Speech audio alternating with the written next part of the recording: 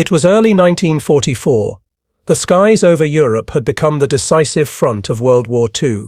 Every day, American bombers poured across German lines, escorted by a new kind of guardian angel, a machine so powerful, so fast, and so stubbornly unbreakable that Luftwaffe pilots began calling it the Juggernaut. This was the Republic P-47 Thunderbolt, a brute of an aircraft, heavy, loud, and impossibly strong. While sleek German fighters like the Bf 109 danced through the clouds, the Thunderbolt charged through them. It wasn't straight, graceful, it was unstoppable. On March 7, 1944, a US Thunderbolt was shot down deep behind enemy lines near the outskirts of Bonn, Germany. But this wreck, this mangled mass of American engineering, would become something far more valuable than a simple kill. To the German High Command, it was a gift from the gods of war, a chance to see what kind of monster the Americans had built. As the smoking wreck was hauled to a Luftwaffe testing facility at Rechlin, whispers spread through the engineering corps. Rumors said this aircraft could dive faster than any fighter in existence, that it could take hits that would shred a Messerschmitt to ribbons, and still make it home. For German engineers, men who had built some of the most advanced aircraft on Earth, this was a puzzle that challenged their pride.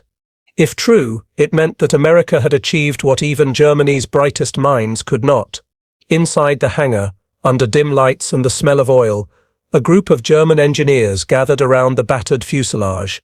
They didn't yet know it, but they were about to uncover something that would shock even them. A discovery that would lead one of them to quietly admit, "We've never seen power like this before."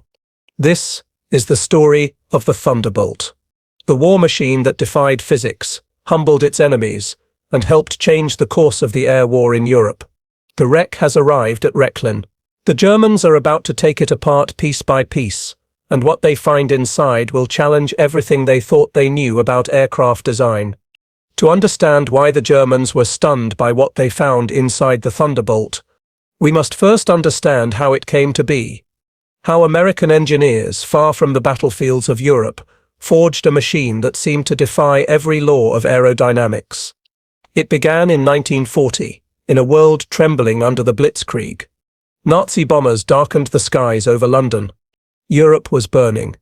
And across the Atlantic, the United States, still not yet at war, was watching, learning, preparing. At the Republic Aviation plant in Farmingdale, New York, two men led a small team of dreamers. Alexander Kutfelli, a Georgian-born engineer, and Major General Hap Arnold, the U.S. Army Air Corps visionary, who demanded an aircraft unlike anything before. Kutfelli's challenge was simple in words, impossible in reality. Design a fighter that could escort bombers deep into enemy territory, outrun German interceptors, and survive anything thrown its way. At first, the Army wanted a lightweight dogfighter, nimble like the British Spitfire. But Kutfelli had a different vision. He believed that speed and survivability mattered more than elegance. So he designed a monster.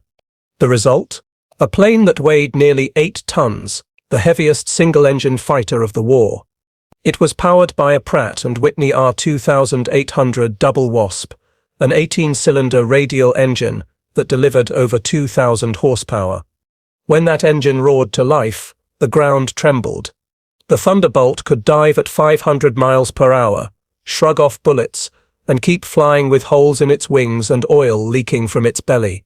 Pilots called it a flying tank. Enemies called it impossible. By 1943, Thunderbolts filled the skies over occupied Europe. They escorted B-17s through deadly flak, battled Messerschmitts at 30,000 feet, and returned home riddled with shrapnel but alive. Its sheer power and durability saved thousands of bomber crews, and it terrified the Luftwaffe. Inside Luftwaffe Command, frustration was growing. Reports came in of Thunderbolts hit 20-30 times, yet still flying. German pilots claimed these aircraft refused to die. Commanders needed answers. So when one finally fell intact near Bonn, engineers were ordered to strip it bare. Every rivet, every wire, every piece of its monstrous engine. In their minds, the Thunderbolt couldn't possibly work, not at that weight, not with that bulk. But as they soon discovered, its strength was no accident. It was the deliberate creation of a philosophy that power, not perfection, would win the skies.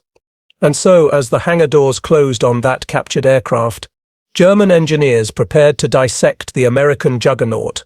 They expected crude design, brute force without refinement. What they found instead was genius.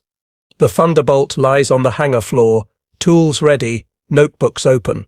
The Germans are about to learn what American engineering really means. War at its core is never just machines. It's men, with doubts, dreams, and the burden of invention. And inside that hangar at Rechlin, surrounded by the mangled remains of the Thunderbolt, stood men who had once believed Germany's engineering was unmatched on Earth. Among them was Oberingenieur Heinrich Voss, a senior Luftwaffe engineer known for his precision and pride. Voss had helped refine the Bf 109's power plant, an aircraft that had ruled the skies since 1939. But now, in 1944, he stared at the American engine before him, and something in his expression shifted.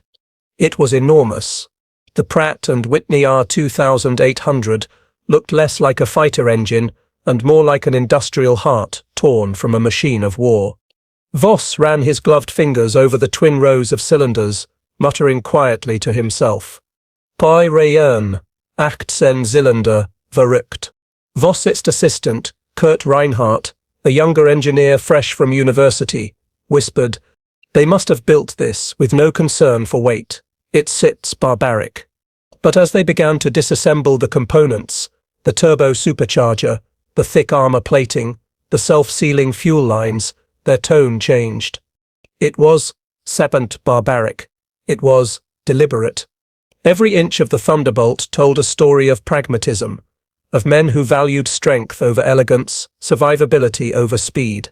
For American engineers, the question wasn't set how fast can it turn, but how long can it live.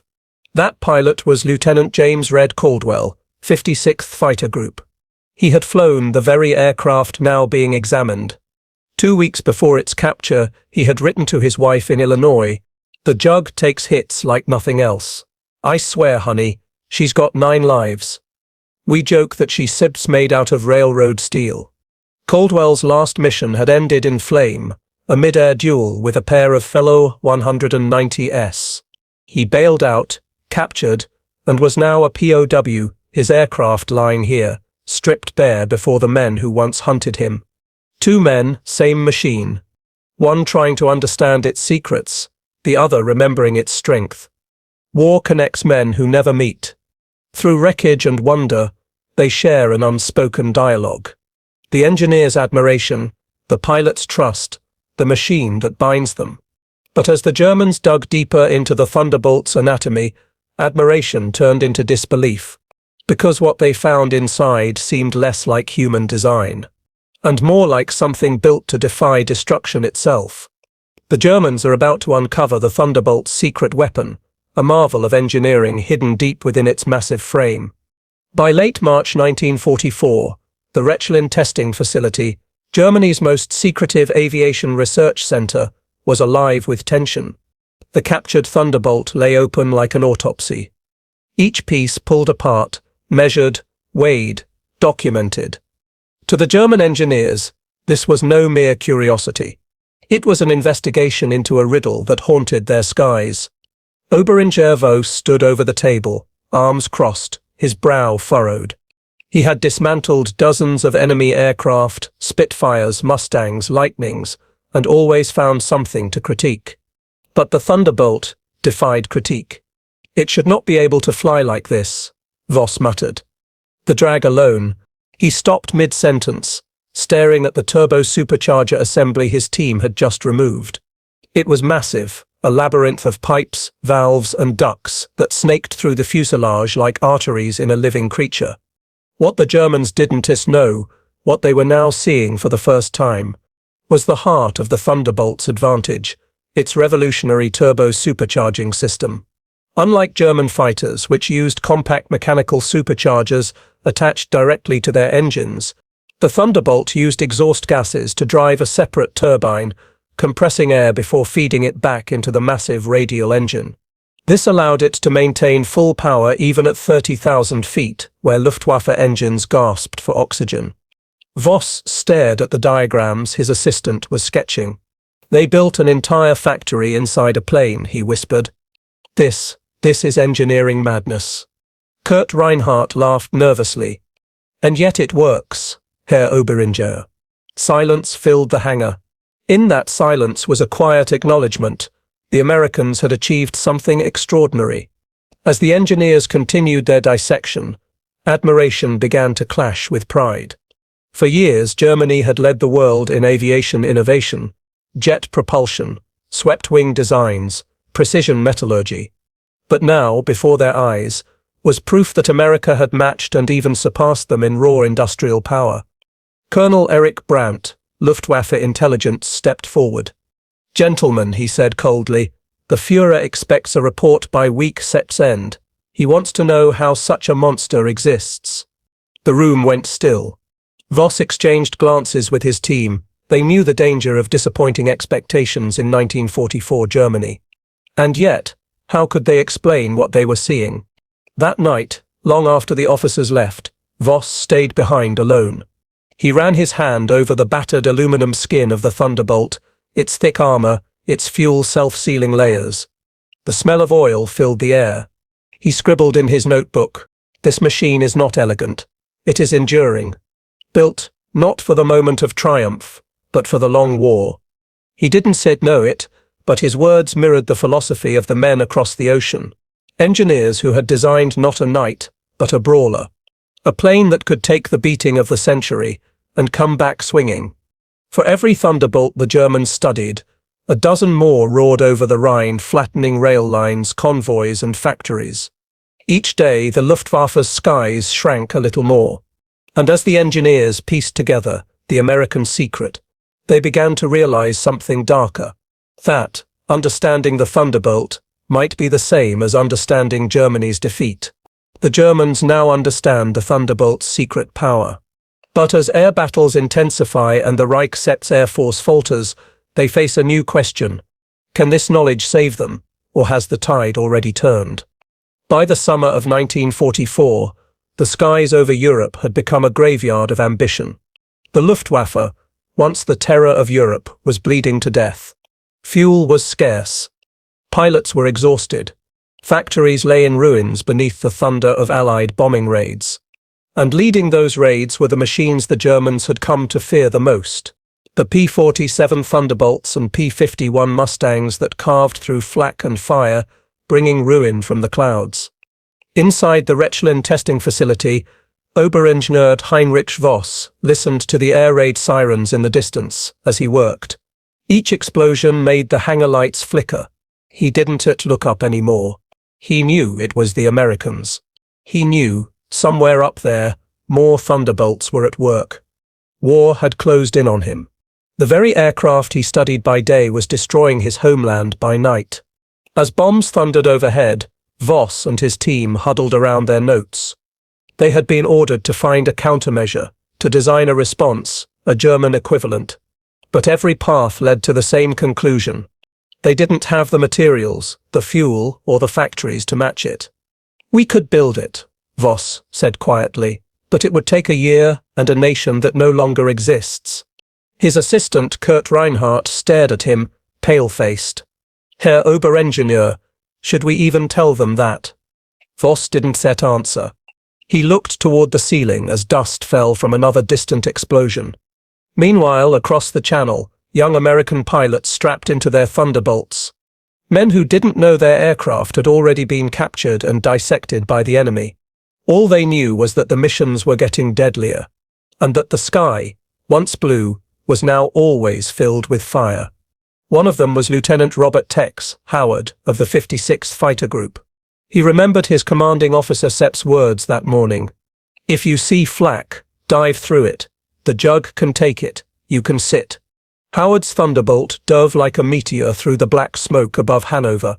Flak burst around him, shrapnel hammered the wings, glass cracked, fuel leaked. But the engine never faltered.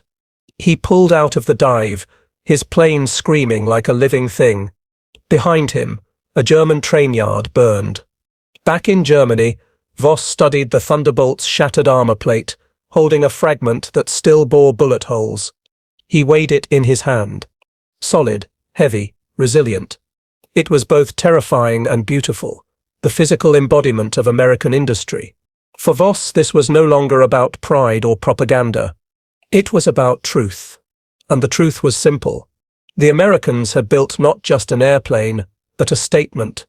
Each explosion in the distance was another echo of the Thunderbolt set's legacy, a machine that symbolized not finesse, but endurance.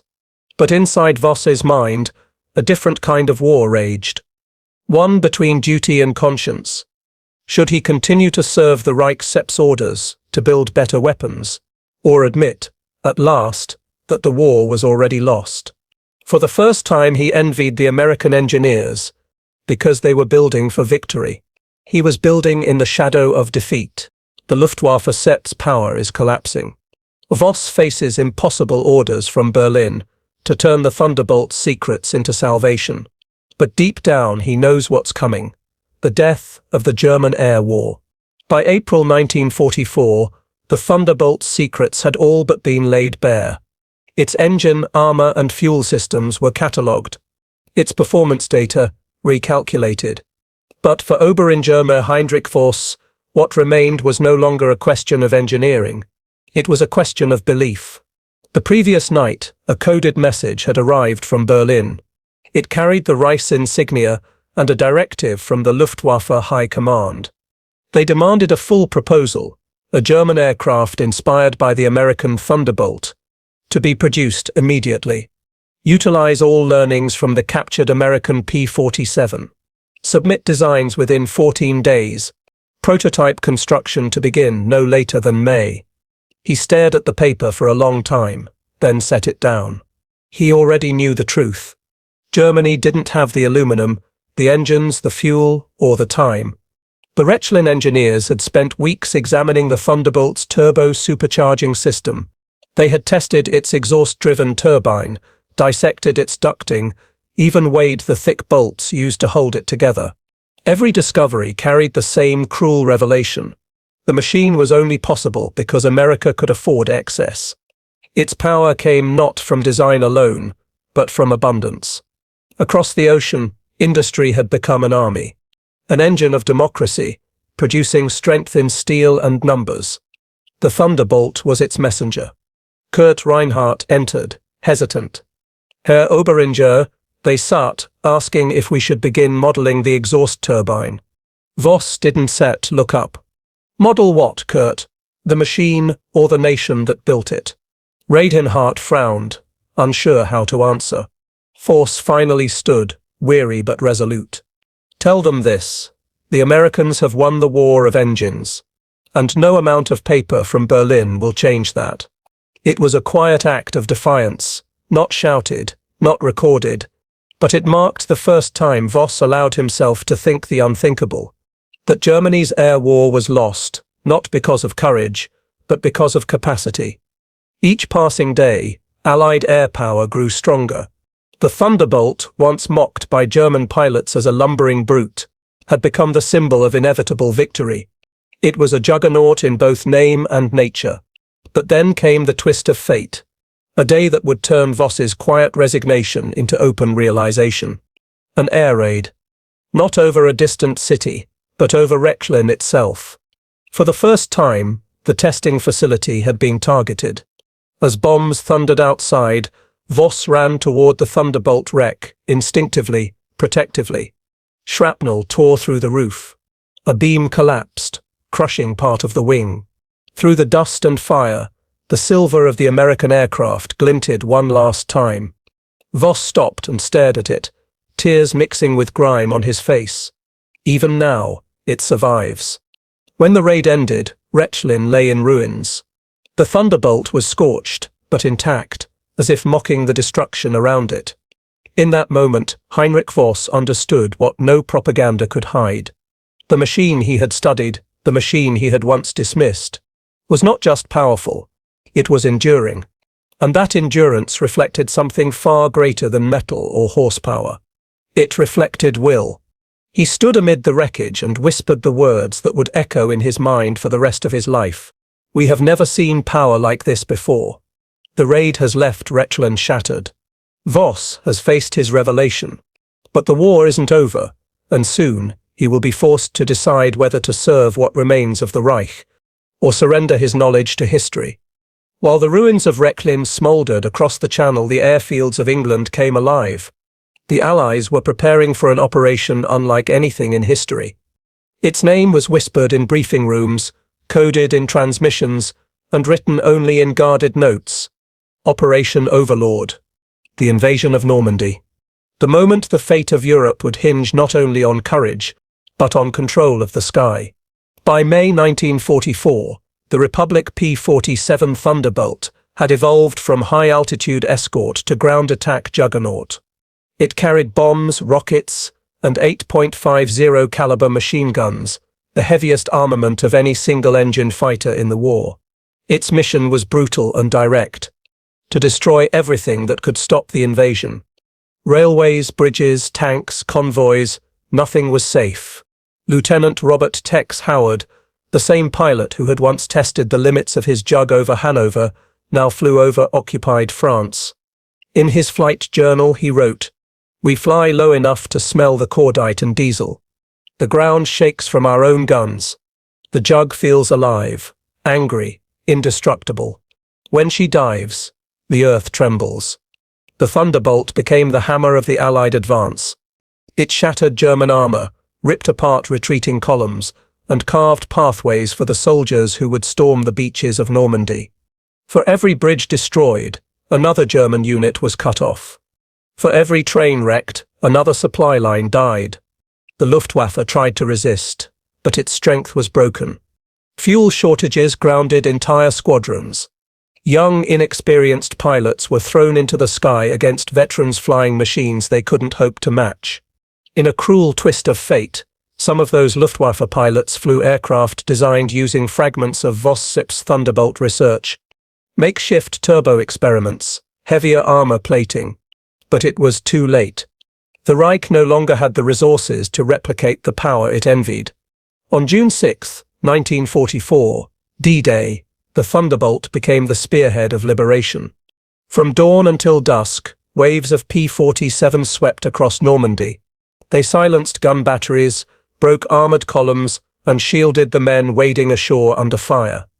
In the chaos of war, one German engineer in a bunker near Saint-Lô heard the thunder of engines overhead. He stepped outside for a moment and saw hundreds of thunderbolts sweeping across the horizon, a sky filled with wings. He later wrote in his diary, "It was as if the heavens themselves had turned against us." Voss placed the report down and stared at the broken Thunderbolt wing in front of him. For the first time he smiled, not in joy, but in resignation. "Now I understand," he murmured. "This machine wasn't built to dominate. It was built to endure, until freedom could breathe again." The Thunderbolt SEP's mission was never glory. It was survival, for pilots, for soldiers, for the world that waited below. In that purpose, it triumphed. As the Allies pushed deeper into France, the P-47 became the symbol of unstoppable progress, a machine that represented everything the Nazi regime could no longer produce. Strength without cruelty, power with purpose.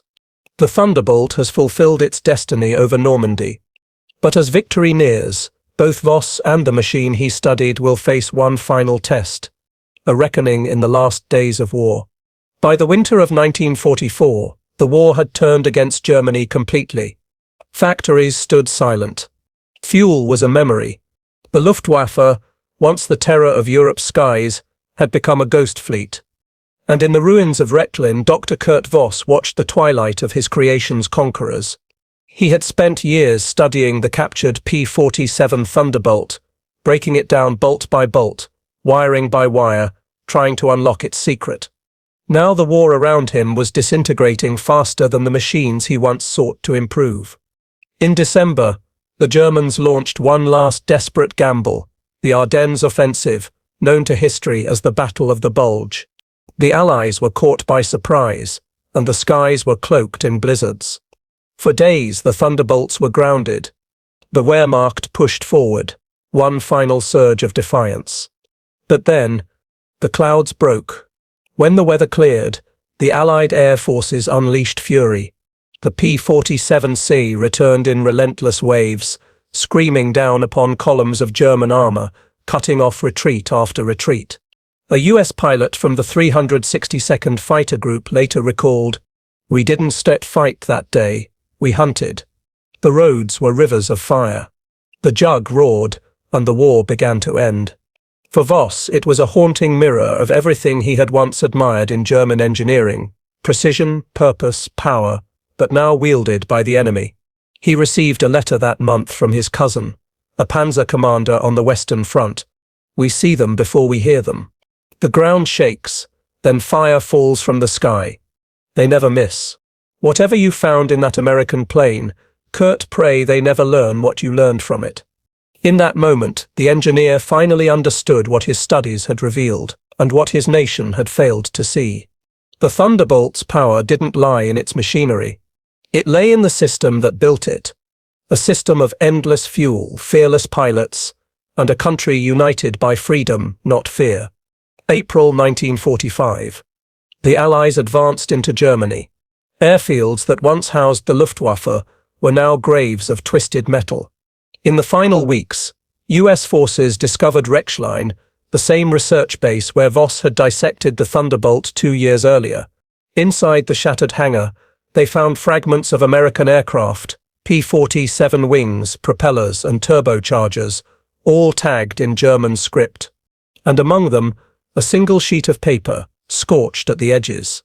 It read, "To understand your enemy is to understand yourself. To copy him is to admit defeat." We tried to copy Thunder, and we were struck by it. Dr. Kurt Voss was captured days later near Lübeck. He offered no resistance. When interrogated, he reportedly told his captors, "Your Thunderbolt, it was not an airplane, it was an idea. We built weapons. You built endurance." In that final admission, the story of the Thunderbolt came full circle. What began as a curiosity in a captured hangar became a revelation. A machine that represented more than engineering. It represented will. The war has ended, but the Thunderbolt's legacy is far from over. Its roar will echo into the jet age, and its story will become a lesson etched into the conscience of both nations. May 1945. The guns of Europe finally fell silent. Hitler was dead. The Reich that promised 1,000 years had lasted barely 12. And amid the ruins, the last echoes of thunder rolled away, leaving behind broken machines, broken cities, and broken men. For those who had flown and fought beneath the swastika, the war was over, but the reckoning had just begun. Engineers, officers, and scientists were rounded up by the hundreds. Among them was Dr. Kurt Voss, the man who once dissected the Thunderbolt in search of Germany's salvation. He was interrogated for weeks by American intelligence officers. They wanted to know everything about German aerodynamics, jet research, turbocharger designs, and weapons projects. And they were astonished by what they found. Many of those engineers would soon be whisked away under Operation Paperclip, absorbed into American laboratories and rocket programs. But Voss was different. When offered the chance to continue his work in the United States, he refused. His statement, preserved in military archives, reads, "I have studied your Thunderbolt. I understand now that strength is not the shape of metal or the curve of a wing. It is the soul that builds it. My work belongs to the ruins I helped create." He was later released in 1948. He returned to a Germany divided east and west, occupied by the very powers he once sought to outbuild. He worked quietly in civilian engineering until his death, never speaking publicly about his wartime research. But in the skies above Europe, his old adversary, the P-47 Thunderbolt, continued to roar. Many Thunderbolts were sold to foreign air forces, from France to Brazil. Others became training aircraft, or monuments to those who never returned. The P-47's legacy evolved, from instrument of destruction to symbol of endurance. A letter from a former pilot, Captain William Red Anderson, captures that transformation. Every time I see one of those big jugs fly, I think of the friends who didn't come back. That plane brought us home more times than I can count. She was ugly, loud and unstoppable, like the men who flew her. In the ruins of Europe, people began to rebuild, not just their cities, but their beliefs. And in that rebuilding, even the machines of war found new meaning. The same American factories that once forged Thunderbolts now turned out tractors, automobiles, and passenger planes. The same German engineers who once built Messerschmitts designed peaceful airliners and gliders. The world learned painfully that power without conscience is ruin. And in the hum of new engines, in the laughter of children watching planes overhead, a different kind of thunder began to echo. One that spoke not of domination, but of progress. Decades later, historians uncovered Voss's surviving notes, his sketches of the Thunderbolt's turbocharger, annotated with quiet admiration. At the bottom of one page he had written, "The machine we feared most became the teacher we needed." The Thunderbolt Sep's roar was born in war, but its echo became a song of endurance, courage, and redemption. In the end, both men and machines found peace in the same truth. That power is only as noble as the purpose it serves. The war has ended, but the legend of the Thunderbolt and the lessons it left behind will carry into a new age of aviation and conscience. The story of the Thunderbolt is more than metal and engines. It is a story of men, American pilots who trusted a machine to bring them home, German engineers who stared in awe at a design that defied expectation, and the countless souls who lived, fought, and died under its shadow. The P-47 was ugly, heavy, and unwieldy to some, but it endured where others faltered. It survived hits that would have downed any other plane. And it carried men through infernos of fire and flak, giving them a chance to return to life, to hope, to home. Oberingenieur Voss, the German engineer who once took it apart, called it the most powerful aircraft he had ever seen. Not because it was beautiful, not because it was elegant, but because it embodied resilience, the ability to endure, to survive, to continue despite every obstacle. Today, the Thunderbolt lives on, not just in museums, in airshows, or in history books, but in the lessons it leaves behind. Lessons about ingenuity, about the human spirit, about creating not for war's glory, but for endurance, courage, and purpose. Every echo of its engines reminds us of the men who flew it, the engineers who studied it, and the generations who learned from it. In war, machines carry men, but in history, machines carry memory. If this story moved you, of courage, of endurance, of power seen through human eyes, remember it. Remember the men, remember the lessons. And if you wish to hear more echoes of history, like, comment, and subscribe.